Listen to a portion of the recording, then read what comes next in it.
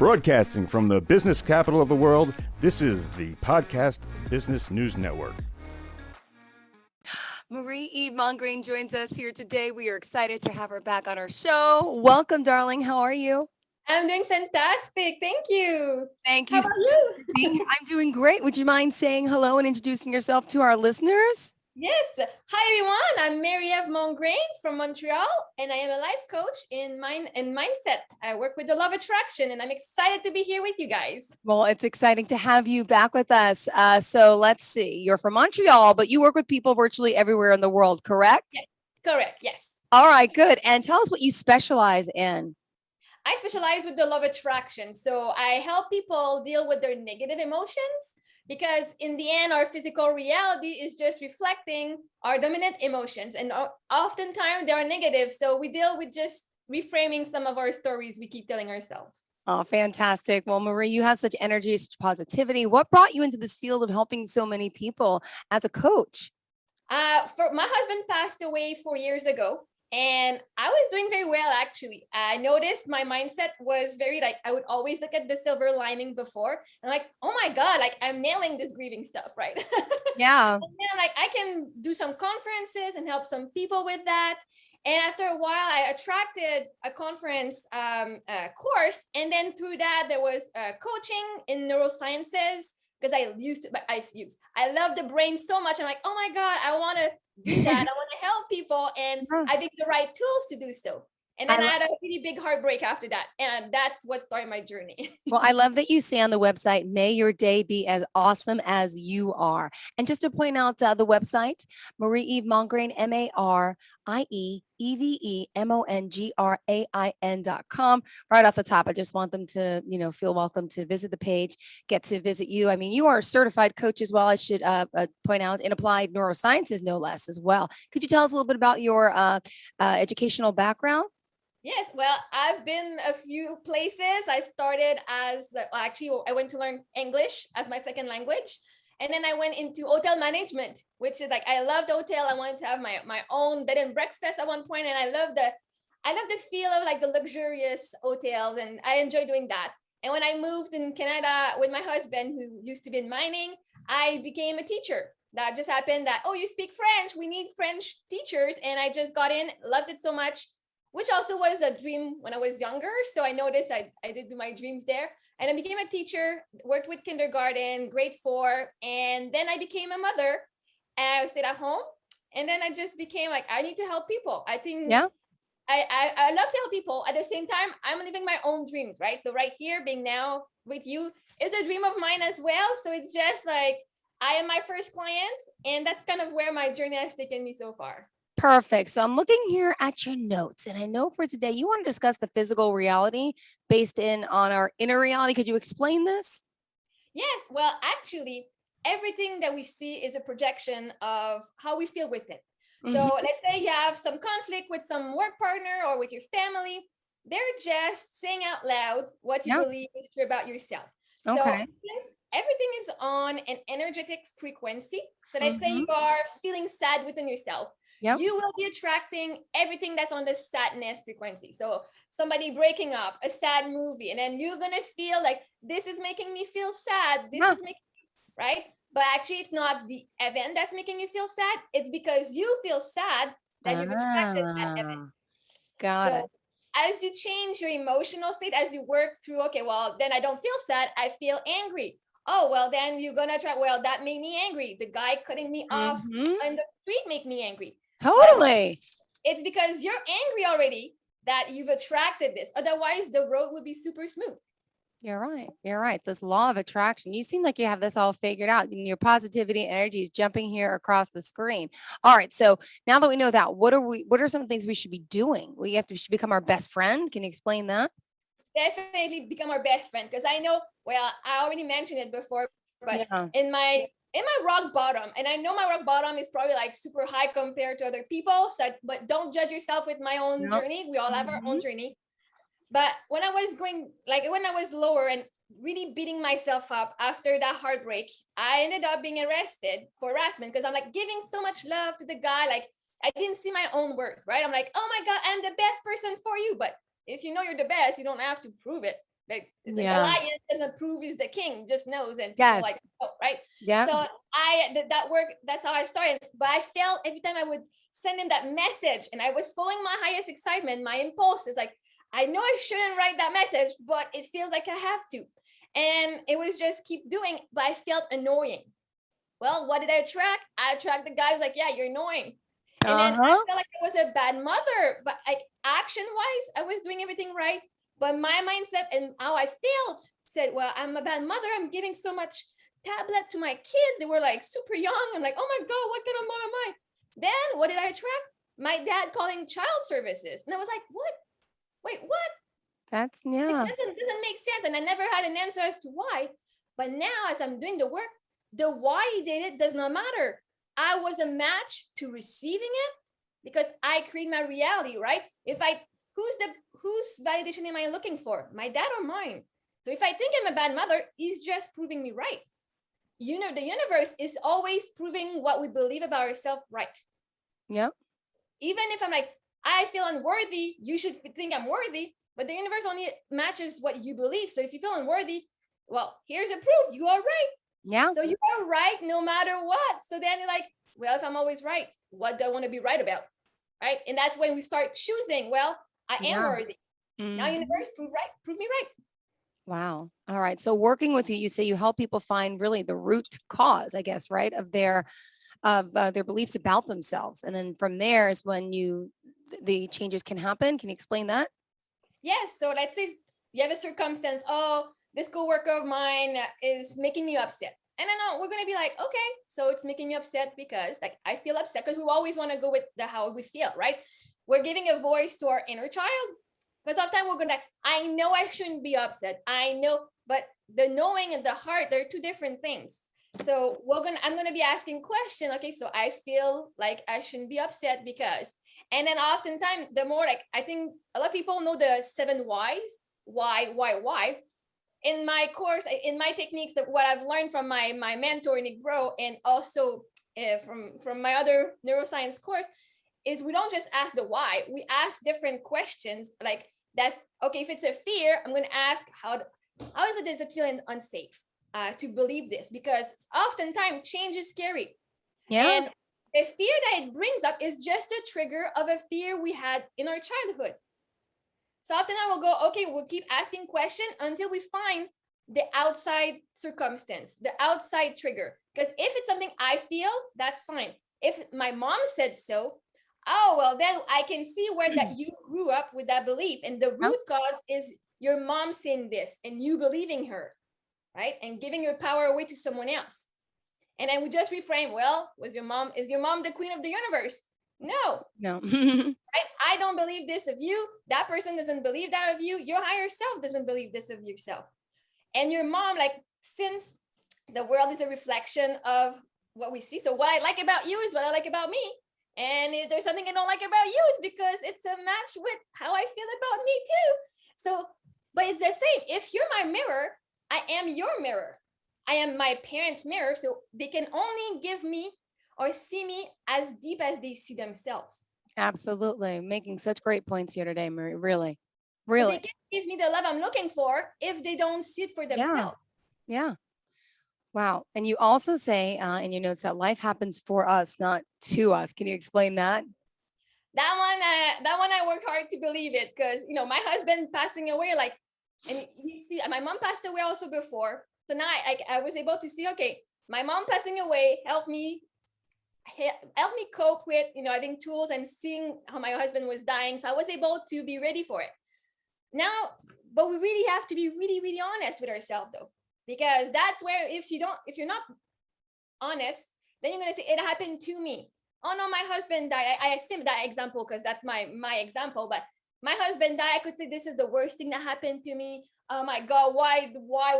Now because of this, I'm in the hole. Like, or I could say, okay, well, if I'm honest with myself, it was not the dream relationship I wanted. I wanted more. I wanted somebody more romantic. I wanted something more. So if I'm honest with me, as much as I was super happy, it was not the physical perfect guy I've always dreamed.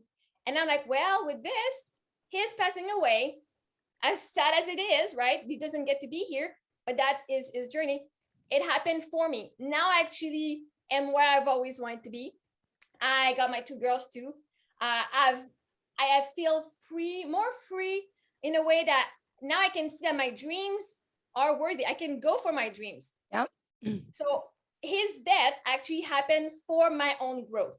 But when we see, like, I would feel like he doesn't get to be there for his kids, his parents. Like, I felt sad for his parents. Like, I put everyone's need first. But I'm like, I still get to be here. I still get to be with my kids. And I am lucky. Like, I'm not saying people who are divorcing are lucky because they still have both mom and dad. But for me, I'm like, if I go with me, how is that happening for me? I don't have to share custody of my children. Like, I get to have them, even though sometimes it's hard. I get to rebuild a family exactly how I want it, right? So I had to see, yes, the silver lining, but it's not just toxic positivity.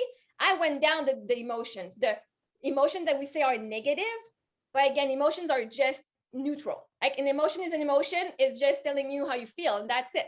So I did go through oh yeah, but like, it's harder. But again, my happiness isn't based on other people. I was happy before him. I was happy with him. And I was happy. And I'm like, things didn't change when he passed away. I was already doing everything at home. I was already doing all the fun planning and fun stuff. So I still got to stay myself. So it happened for my own growth. And that just meant his journey wasn't there. So that's how I see it. So everything that's happening, the good and the bad, we create, but it's just for our own self. Yeah. Awesome. Well, good to know. Well, thank you so much. Now, what else did you have in store for our show today? What else would you like to share to our listeners and viewers? I'm thinking if that's okay, I could just, if anybody wants to do something, a little exercise that I usually do with people in my coaching. Would you be up for that? Absolutely. All right, because what we want to do, I want to give you the tools, right, to deal with your own emotional stuff at home, your own baggage, and that you can start seeing in person, like, the patterns that you've been carrying for so long. And then in the next episode, we can start dealing with that and see how we can reframe and how we can change the story, the emotional baggage we have about that story. So, well, what I'm going to do is an attraction point audit. And that comes from Nick Bro, nickbro.com, if you want to go check it out, because he's my mentor and I'm like loving the guy so much. It has changed my life, honestly. And on my website, there's a lot of that. There's a collective too, so you can join as well. And we do that often. So any coach with me, we would do that.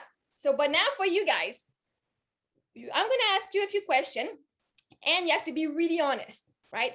Sure. The whole thing is we want to go with what's the first thing that pops in your mind? Not judging it, not overthinking it. And it's just the short emotional, like the short answer that's coming up, because we want the subconscious. Yeah. Right. Yeah. So first thing would be, do you have a specific emotion that surfaces more than others? And if so, what is it? So that would be the first, because that's going to tell you right now in your present what it is. Do you want to answer some of those questions? You want to do it with me? Sure, absolutely. Okay. Yeah. All right. So, as well, do you have a specific emotion that surfaces more than others these days? Yes. I have a 4 and 6-year-old. I'm just thinking, yeah, okay. Go ahead. And what is it? What is Ask it again. Ask it again. Ready? Go. Do you have a specific emotion that surfaces more than others? Like stress.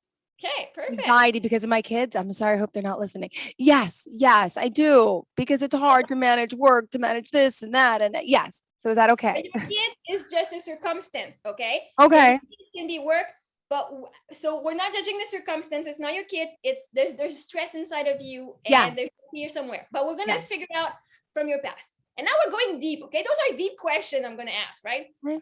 And we're like, oh my God, I hope people don't hear. But it's it's okay. Story, I don't mind. I'm very open, Marieve. So please. All right. Okay. So in your current employment, what is the hardest or the worst part of that employment? So I was going to finish the sentence, but I'm going to give you the first part. So now we're going with the 3 dominant negative emotions. So we want to say, what is the hardest or the worst part of your employment right now? For those who don't work, okay, well, what's the first or the hardest part? Well, hold on. I do multiple jobs. I'm a freelancer. So I do this radio job, which I love, I adore. I get to meet amazing people, talk to new people every half hour, learn. I swear on my mother who's deceased. I love my job. I'm happy, but I also work in television part-time. And what I don't like about that job, I have to wake up at 1:30 in the morning, drive an hour and a half to New York City and back. So the commute time, but that's the job that gives me the benefits and the security. So I don't like the commute and the waking up in the morning, but it's a sacrifice you make to have everything else. But this job, I really love. That's the thing. When you create your reality, now if you believe you need to make sacrifice for your dreams, well, you have to do sacrifice, right? You're proven right. Oh, I got to sacrifice my sleep. I got to sacrifice this. But once you start knowing that you create your reality and you go down these emotions, you're gonna start attracting the job that's like right there for you. You're gonna attract the move or something that's gonna make everything work for you. The universe is gonna help you do it all that you want to do. So waking up at 1:30 and having a commute, how does that make you feel? Tired. But I look for the positives. Let me tell you why. Because on the way to work is also the only time of day that I'm not home with my kids. I get to listen to country music and feel human again and feel like I have an hour to myself. And that feels nice. So as sometimes I get a little Debbie Downer, I look for the positive. I really try, Marie. I do. That's the thing. Now you're trying. Trying means you're gonna do it, but if you fail, you're gonna be okay because I tried, right? Mhm. But now what we want to do is really go down the negative emotion and not be scared of them, right? It's okay. You feel tired because we want to find the three dominant negative. So I'm not looking at the positive. We want to say this is negative, but I'm gonna go positive affirmation and avoid it, and I'm gonna go around. But it's still there. It's still dragging you in the background, right? Like on your computer, if there's so many things open, it still drains the battery faster, even though you don't see them. So right now, for your work at TV, you wake up at 1:30 in the commute, makes you feel tired, right? Wow. That's all we want. And in previous employment, want to give me one or two? So the last job you had before that? It was always the television 1 o'clock, 2 a.m. shift. It's always been the same thing. It's been the hours more than anything. No. But there was one job that I had that I could not stand my bosses. They were mean. There was toxic energy. When you walked into that newsroom, they weren't nice. That was a bad job because dealing with that was more than, yes, it was the people. Okay, so your boss were mean, there was toxic energy, and how'd that make you feel?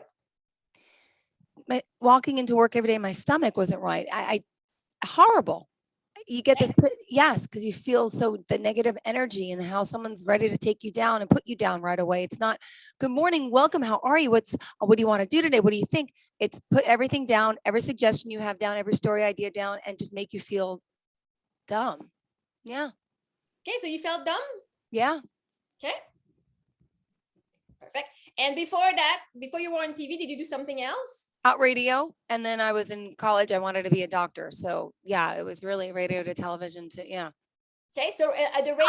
I was a dancer since I was 12 for a DJ company. I used to dance for a DJ company from 12 to like 18. And yeah. Amazing. Well, so that was kind of a work for when you were younger. So you were dancing. Yeah, I worked at a deli at 16. I've worked a lot of jobs. I've been a hard worker. My parents didn't have a lot of means, so I always tried my best to have means. And try your best. You did your best. Yes, you're right. I did. You're right. You did it, right? Just didn't try. And so the dancing with the DJ, what was the worst or the hardest part of that? The late nights, right?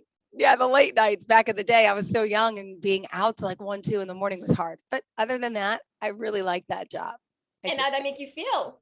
Happy, proud, knowing that I'm 12, 13, 14, and I'm making a living. I'm saving for my first car. I'm saving for college. So yeah, I felt good about that. Nice. Now, so for those who are coaches or entrepreneurs, I would explore. So why is the worst or the hardest part of being a coach or an entrepreneur? And then how does that make you feel? That's what I would ask next. So for those who are coach or entrepreneurs starting their own business, check what the worst part of your business right now it is. Is it the lack of client? Is it the lack of financial freedom? Whatever, like the schedule, be honest with yourself. Now, for you, Jill, financial circumstance, what is the hardest or the worst part of your circumstance right now? The hardest part of my circumstance? Yeah, With of the, the with the, financial. with the financial, I'm a single mom. I own my own house. I had to get a tenant. I have 2 kids. I don't have a husband. I don't have an ex. So I'm really all alone when the financial stuff comes. So the hardest part is just allotting everything and making sure I don't overcharge. I just took my kids on to Disney because I had to. I've been saving and I'm like, I got to do something for them. But financially, it's not easy, but I'm getting by. I'm working freelance and I'm able to do it. So I'm okay right now. Yes. But the hardest part, would you say, is to know how the money's going to come in? Yeah. Okay. Yeah, because everything's, yeah. And how does that make you feel? Stressed. Yeah. And then now in your lack of relationship, because if you have a relationship, you would answer the same way. But for you, you have lack of relationship. What's the hardest or the worst part of not having a relationship? Being lonely. That's the hardest part, I think. But then the other thing is my independence, that I can do what I want, when I want, how I want. Yeah, but now we're going with the negative aspect. We know the good. You already know, your brain already knows all the good stuff out of it, right? You've conditioned yourself to see all the good because we don't want to see the bad, because we're afraid that if we see the bad, we're going to attract more bad, right? So now the worst part of being single is that you're being lonely, and that's okay. Your inner child is like, but I want to be seen. I feel lonely. You can say all what you want. I still feel that way. So what's the worst or the hardest part of being lonely? It's being alone. Wait, maybe I'm not thinking about what's the hardest part of being lonely is How does that make you feel? sad, unwanted, unneeded. What's wrong with me? Why am I alone? Why am I single? Yeah. So you feel like something is wrong with you, right? Uh-huh. And then this, like, for people, like, even like with your boss and that were mean, like, they're horrible, like they're horrible to me. What's wrong with me? Like, right? Something must be wrong. And most of the time, like, I'm just saying this, but this is something you've grown up with, that you feel unwanted and unneeded. This situation is triggering that of your past. So there's a part, and then we can probably, I could ask more questions, but just for the time, we could probably finish next time if you want. Yeah, I would love to, because there is issues with my parents that I know has played a major role in my life, which I know we have 2 minutes. I can't get into it now, but I feared being like my mom, being with someone who's possessive, jealous, crazy. And I kind of pushed people away thinking, I don't want that, Or I subconsciously attracted that. And I was letting that in, even though I said, I'm not going to be like mom. So yeah, we have a lot more to dive into, Marie, but yeah, for thank sure. you for helping me. But you're welcome. And I think this is why, like, because we want to be positive, we don't want to be like our parents, but that means we're just seeing the bad of our parents. Like, we don't see the good things that they've brought us. But this, you feeling wrong, feeling unwanted, is not from your partner, it's not from your boss. It's just triggering past wounds you've had from your parents when you were younger. You didn't feel wanted by your parents. But I'm just saying this right now. I may be wrong, but I'm not very rarely wrong, but there's that that's being triggered, right? Wow. Those situations triggered this. And that's what I do with people. Is now next time we're gonna keep asking some questions. So be ready to talk about your family members that create wobble, and about your past relationship. And I don't need the whole story. That's the thing that's beautiful. Is I don't need the whole story. Like, okay, with this person, the worst thing was, and now, like, how does that make you feel? Because we can see, feeling stress came up, like right now, but the sadness. And if you feel sad within, what are you gonna attract more? You're gonna just keep yourself in that loop of, I'm lonely, I'm sad, of course, something must be wrong with me. And then you just get proven right. I'm not worthy of my own desires, so I gotta do the commute. I cannot attract all I want in life, right? It's not that easy. But that's the thing, with this work, we get to see, oh my God, it's that easy. And I've created this. And that's what's so good. So next time we're going to talk about even traumas. Yes, Eve, you're so sweet to want to help me, to want to be here for me. I mean, this is you and your services, and I know you help so many people, but thank you. And I'm a willing and able person, because I'm human, I'm fragile, I have problems myself, just like everyone. But the fact that you are here taking the time to try to help me on your show, I can't thank you enough for that, really. Oh my God, well, I can't thank you enough for playing with me, because for us, like in the collective, in the freedom formula, which is what I'm thinking, we call this play. Like, I have so much fun doing this. I see. Well, it's just an notion. It's just a story. Now, how can we make that story better for you? Because it's so good. Thank you. Well, tell everyone how they can contact you if they would love to reach out to you for your help and your services. What's the website? MarieveMongrain.com. And on there, you can find me also on Instagram and at the, whatever the commercial. Yes. At Marie Mongrain 90. Perfect.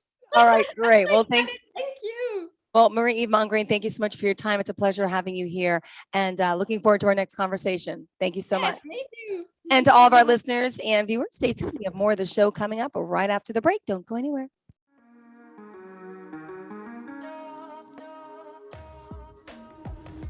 Broadcasting from the business capital of the world, this is the Podcast Business News Network.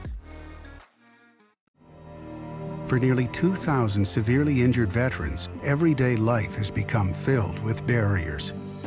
Day-to-day simple tasks can become pretty daunting. I have to carry my chair up 2 flights of steps or have somebody do it for me. What scares me the most is just the falling. When I'm struggling with my house, I think, to have that one great barrier just knocked down, it's crucial. Home for Our Troops is a wonderful nonprofit that builds a mortgage-free, fully adaptive, handicap-accessible house. And there's no catch. It'll be our very first home that we've ever owned. This is a game changer. This is where your life begins again. We need you to join us in completing this important mission. Please visit hfotusa.org and help build homes and rebuild lives. Because of you, everything's going to be okay.